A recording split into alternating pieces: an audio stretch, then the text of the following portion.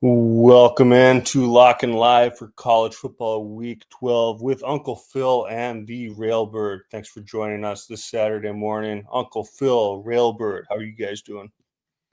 Good. We are excited about college football. Man, I think this is going to be a really fun day today. I think we're either going to do really, really well or going to get our clock clean. But I think we're going to do well. Excited about this week. Last week, I went 4-4 on my best bets, and I went. I actually hit my bonus pick again. I'm 9-2 on my bonus picks in college football for the year, so crushing that. But that was nothing in comparison to what Lang had last week. Lang absolutely crushed it. Lang, take a bow, brother.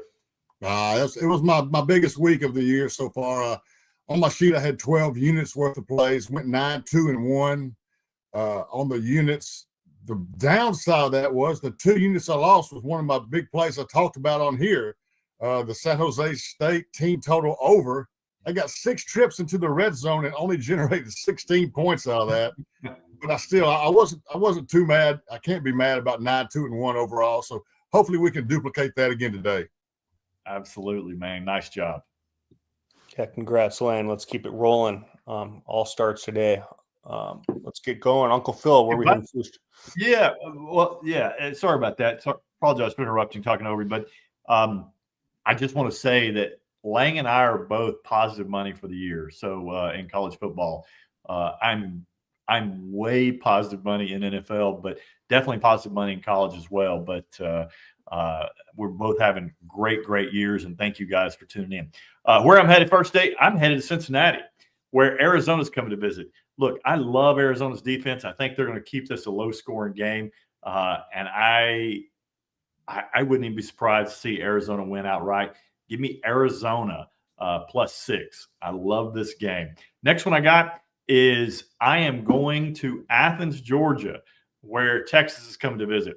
Look, I think the world is on Texas, and I can understand that. I think they're probably going to be right in the first half, and if you want to take Texas in the first half, do it. But nobody's better at second half adjustments than Kirby Smart. Look for Georgia to pull away in the second half. Give me Georgia -6.5 as my next best bet. And I love my bonus pick, and I wish I could talk about it here. But since I can't, Lang, tell the folks where you're going today. I'm first going out west to Pullman, Washington for the Washington State-Louisiana Tech game. This is to me, a horrible spot for Louisiana Tech in this game. They were on the East Coast last week, lost a heartbreaker, giving up 10 points in the last minute or 2 minutes to Delaware to lose by 1. They lost their quarterback for the season. Now they had to come back to Louisiana, fly all the way out to Washington to play a Washington State team that's 3-1 at home this year.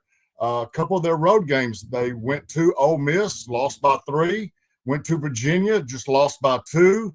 I can't see why Louisiana Tech is going to be up for this game. It's a non-conference game, sleepy spot. Washington State laying in the weeds here, ready to win this game. Give me Washington State minus the 8 or 8.5 in this game is one of my 2 best bets of the day. And the other one, I'm going to Alabama, where Oklahoma plays Alabama. Oklahoma team is coming off a bye last week while Bama was fighting it out with LSU. I believe quarterback John Mateer should be as healthy as he's been since he had the hand surgery earlier this year. He looked much better when we last saw him 2 weeks ago playing Tennessee as he ran for 80 yards, only passed for 150 or 160, but I think he'll improve on that today. Oklahoma coach Brent Venables, I think Oklahoma's defense, led by Brent Venables, is one of the top defenses in the country, and he is going to make Alabama one-dimensional in this game. Bama can't run the ball very well. Oklahoma snuffs out the run and rushes the passer. Ty Simpson's going to be under duress all day. He missed some easier throws last week. Give me Oklahoma +6.5 against Alabama. To me, this game's got 24-21 written all over it. And I'll take that score because it's a winner for Oklahoma +6 either way.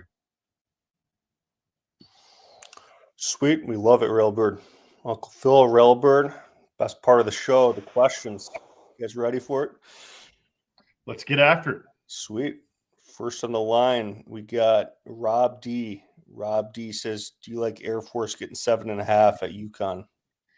Yeah, actually, I didn't play that one, but I do. A lot of people, it's like 95% of the public is money line on UConn today. That sets up a recipe for disaster. I wouldn't be surprised if Air Force won that game outright, although I've loved UConn this year. I'd like Air Force in this spot. Any thoughts on this one, Lang? UConn coming off the big win last week against Duke. Might have a little letdown spot here against Air Force. I didn't play the game, but I would take Air Force. I really considered taking the over in this game. I ended up not doing it, but I think this game is going to be a shootout, so I would take the 7.5 points here. Yep. All righty, Rob. Thanks for joining the show. Thanks for the question, and best of luck today. Next up, we got Woody. Woody says, thoughts on TCU, BYU? That's in my notebook, and I like this game a lot. Lang, since I can't talk about it, why don't you share your thoughts, brother? I'll talk about it. I have played this game, and I have played TCU plus the points. I've kind of thought going back between me and Phil all during the season, I've kind of been against BYU the whole time. Finally paid off in a big way last week with that Texas Tech game. I think TCU is going to put up some points on this BYU team. Maybe have a field goal game. I got TCU +4 the other day. It might be 3.5 now, but it wouldn't shock me if TCU won this game. But I do think this is probably a close game. Won't shock me if BYU goes down again. All righty. Sweet. Thanks for the question, Woody. Let's keep going. We got Hector on X. He says, thoughts on Boston College, Georgia Tech? I don't know that I'm strong on that one way or the other. Do you have any opinion on that one? That game almost made my sheet. It was one that I had to cut at the last minute because the line was just a little too high for my liking. I believe it was 16.5 when I was last looking at it. It is. But I do like Georgia Tech. Boston College, against Notre Dame a couple weeks ago, they fought and they scratched and clawed and hung in that game. But really, they're not playing for anything. Georgia Tech has a pretty consistent offense with Haynes King. I believe Georgia Tech might have been on a bye last week too, just talking off the top of my head. Gun to my head, I'm definitely laying the points with Georgia Tech in this game. I just found some ones that I like a little bit better today for my sheet. Kind of the way I felt too. Georgia Tech was on a bye last week. It's just 16.5 points, too much for me to swallow. But look, if I get a chance, even if I don't have money on the game, I really enjoy watching this Georgia Tech team. I think that they're fun. I like watching Haynes King. I think Brent Key does a great job with that team as well. Certainly a great coach. What he's done at Georgia Tech's been fantastic. So if I had to do anything on that game, I would lean toward Georgia Tech, but just not feeling too great about it. If the line was 14, I'd be on Georgia Tech, but that 16.5 made me shy away just a little bit. It scared me off too. Alrighty, good stuff. Hey, Hector, thanks for the question and joining in. Best of luck. Next up, we'll go to John. This game might not be on your radar, guys, but he says, any thoughts on UTEP, Missouri State? Man, not on my radar at all. What do you think about it? Do you have any thoughts on this one at all, Lang? No, that's not one I looked at very much at all. I was reading some notes and whatnot, but I kind of skipped over this game for some other people around the country. UTEP seemed to be the national people's pick in this game, but I didn't look at any reasons why, or that wouldn't necessarily be my pick either. I don't. Missouri State's having a decent year, I know that, and UTEP's had some missteps along the way, but as far as putting real analysis in this, I don't have anything. Yeah, the only thing I thought about that game is really I thought those two teams would score a lot of points. I'd probably lean toward the over. I think it's about 48.5 points. I think they'll kind of get that done. So if I played that game, I'd probably do that. But like I said, it was far down my list of things that I was looking at today. Sweet. Totally understandable. Hey, John, thanks for the question. Yep. Next up, we got Blake on X. He says, any thoughts on Notre Dame today? I think the line's Yeah. 12.5, if I recall. Yeah. I mean, look, instinctively, I keep saying that I think that Notre Dame needs some style points. I think they'll probably, want to crush it here. But I've been saying that a lot. Notre Dame hasn't really been delivering. And, obviously game days at Pittsburgh today. And, and fans are fired up and probably good and liquored up as well. I think this is going to be a fun game. Wouldn't be surprised if Pittsburgh kept this close, at least in the first half. If I had played anything at all, I'd probably play Pittsburgh in the first half. And then it's a coin flip whether Notre Dame covers at the end or not for me. But, man, I get a little nostalgic every time I see Pitt. I always think of Hugh Green. Hugh Green, when I was a kid, he was on the cover of Sports Illustrated. One of my look, I'm a Razorback fan. I think the best Sports Illustrated cover of all time is Sidney Moncrief, high on the Hogs, and his dunk over Texas. But my second one would always be Hugh Green, and it said underneath it, the baddest cat in town, and he was. Hugh Green was a phenomenal player at Pittsburgh. I like Pittsburgh always for that, but I take them in the first half, stay off of it. Lang, before I wax too much poetic nostalgia, why don't you take over and save me? It's funny because when you were calling out players, my first one was Tony Dorsett at the time, and then Hugh Green was next on my list too. I know we're about the same age, so maybe it's the same time frame. Yeah. But I played Notre Dame in this game today, and what I've learned this year with Notre Dame is if you want to play them, you need to play them early in the week because they take big money every week. A lot of money comes in on game day on Notre Dame, and if you want to play against them, just wait till right before kickoff. You'll have the best number. I've got Notre Dame minus 11. I know it's up to 12 and a half now. I saw 13 at a couple places last night. So if you want Pitt, maybe check it right before kickoff, and there might be a 14 pop somewhere. I think this is going to be a big game for C.J. Carr. Pitt's defense is good against the run, against Love and Price, but they're not so good against the pass. I look for a big game with C.J. Carr. Could be some weather in this game, hits in the second half, so pay attention to that. If it's close at halftime and some weather comes in, maybe it stays close like that. Teams get conservative. But I do have Notre Dame in this game today. Sweet. All right, Blake, best of luck today to you. Keep it going. Poppy Chulo, he says, thoughts on Florida versus Ole Miss? My initial thoughts on this game was Ole Miss was just going to kill them because Florida's bad. But that line has gone down, and that line has gone down. It was like 12 and a half. Now it's 11. And so for me, it became a stay away at that point. Just when I kind of give up on team and go, they suck. That's when I do not want to bet them because that's when it just bites me in the ass every time. Lang, any thoughts on this game? I kind of stayed away from it for those reasons. My initial lean was Florida, but I backed off of it because a lot of people with a lot bigger money than I do started coming in on, or I liked Ole Miss first, and then a lot of people with big money came in on Florida. What are your thoughts?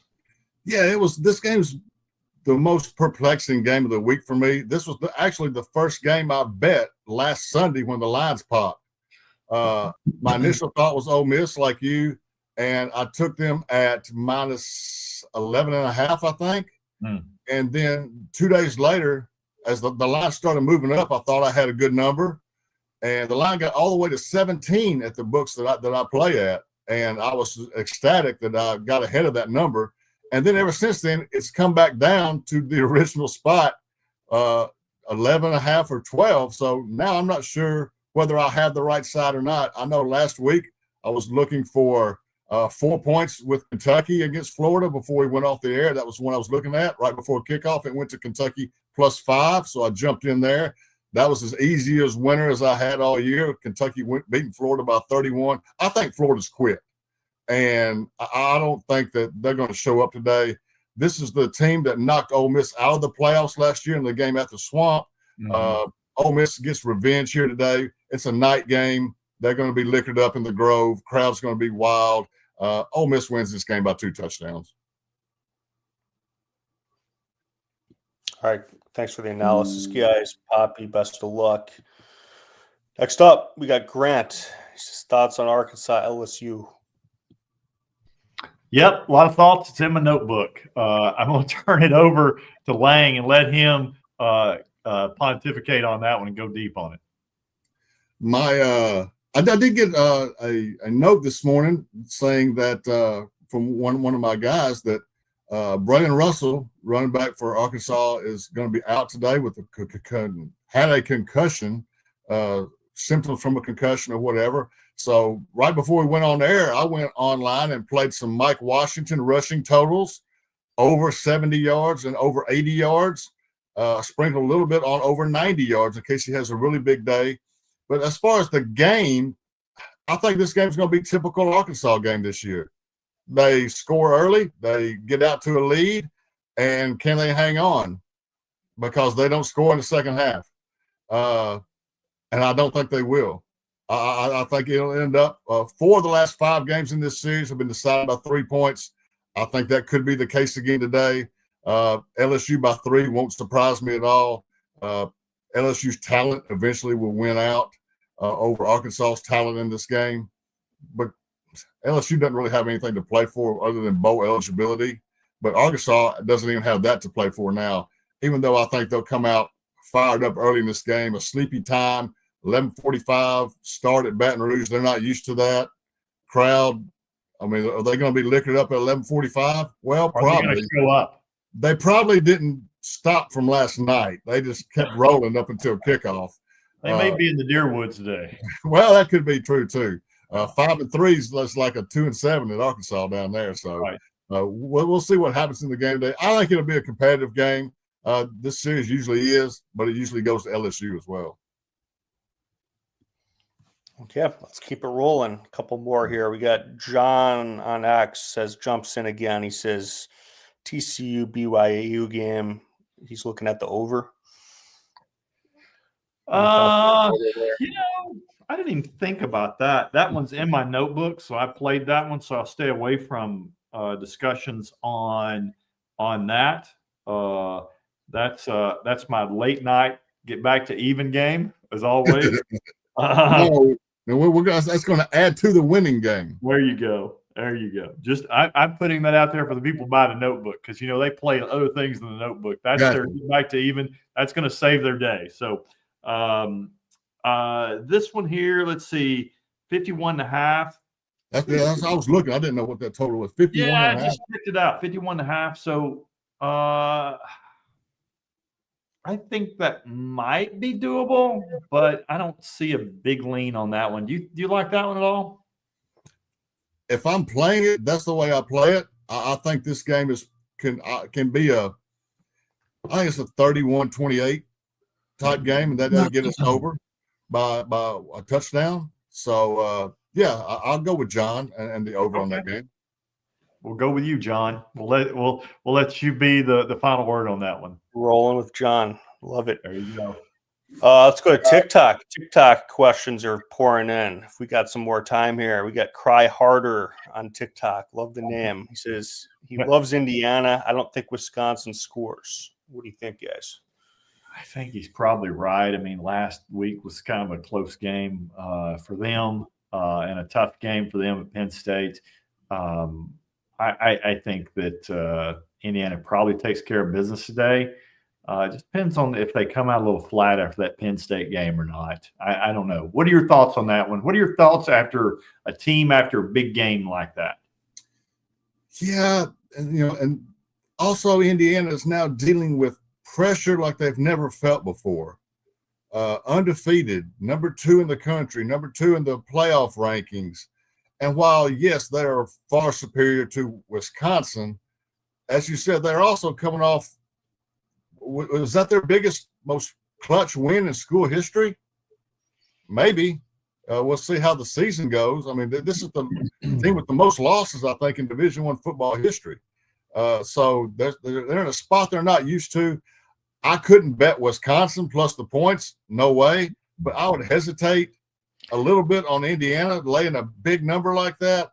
Agreed. Now, on the flip side, if you do like Indiana, you think that Cignetti is going to dial up plays to get Mendoza the Heisman to create some more stats.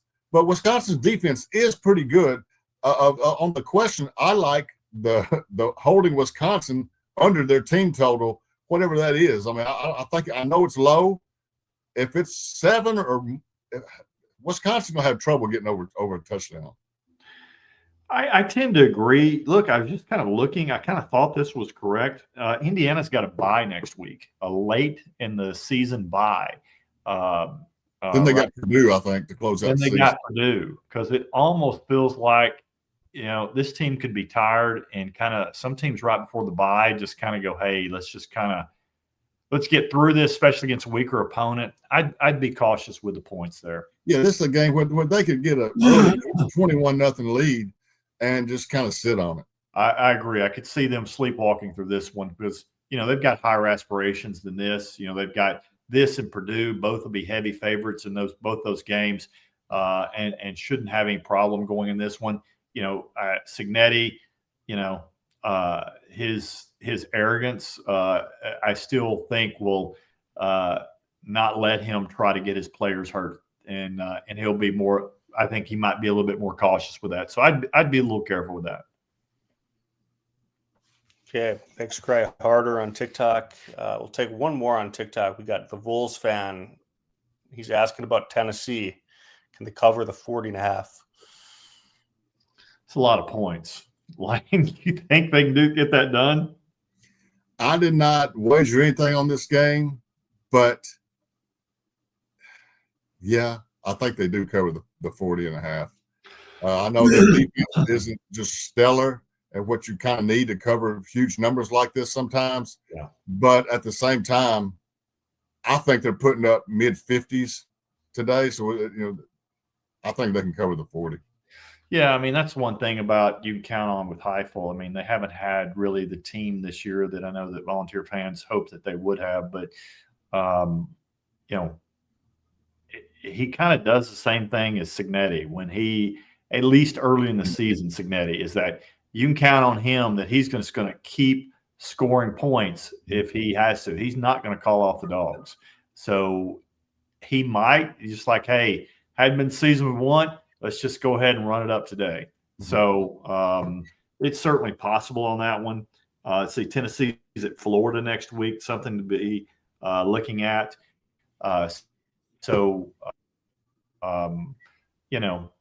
We'll see. That may factor in it. So I'm kind of crawfishing on what I just said, because I think that Tennessee's going to be looking at Florida next week. They think about that game, and that game probably means a lot to them more than this game. So we'll see. But again, I don't know about you, Lang, but when I get in November, I try to play games that are meaningful to teams for some way or another.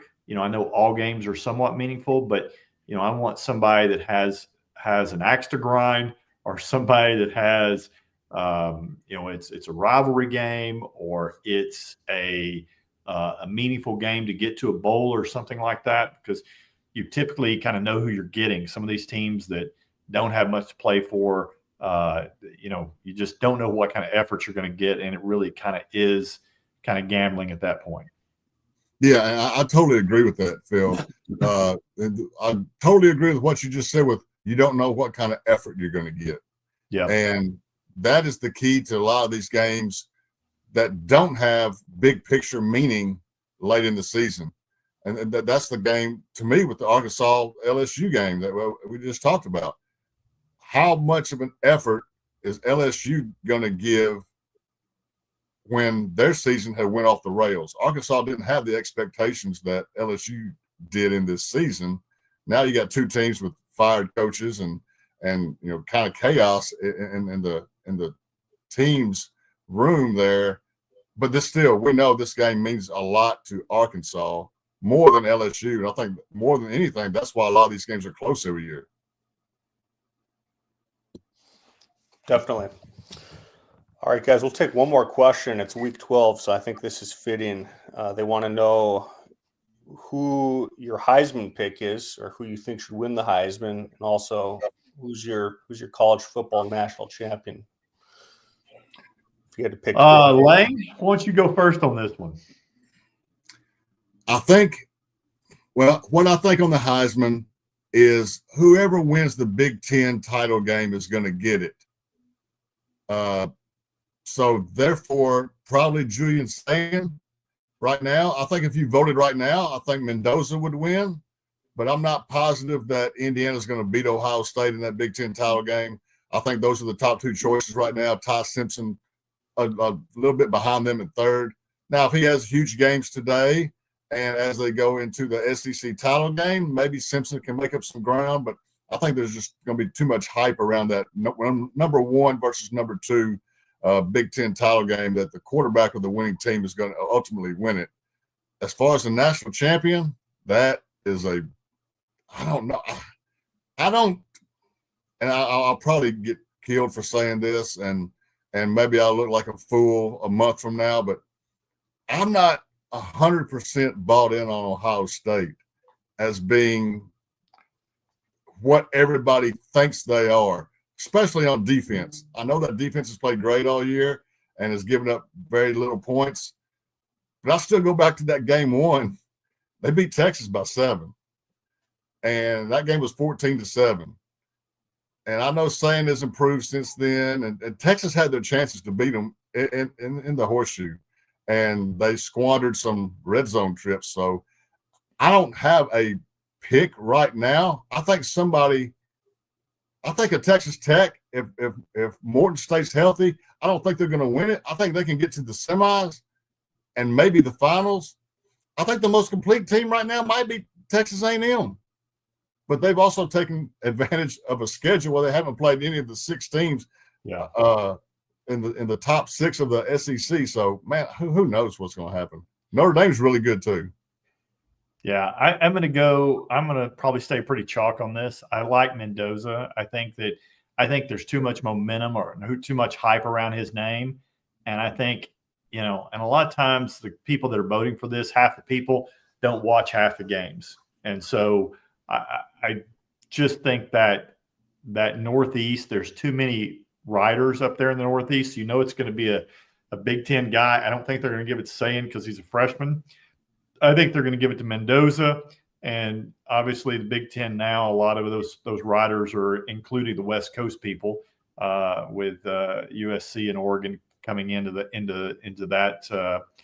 Big Ten. So I think Mendoza gets it. And I think Ohio State's a different team now, and I think than they were the first year. I'm going to go with Ohio State that they win it. I think to your point, I think Texas A&M hasn't played the schedule, and I think that catches up with them.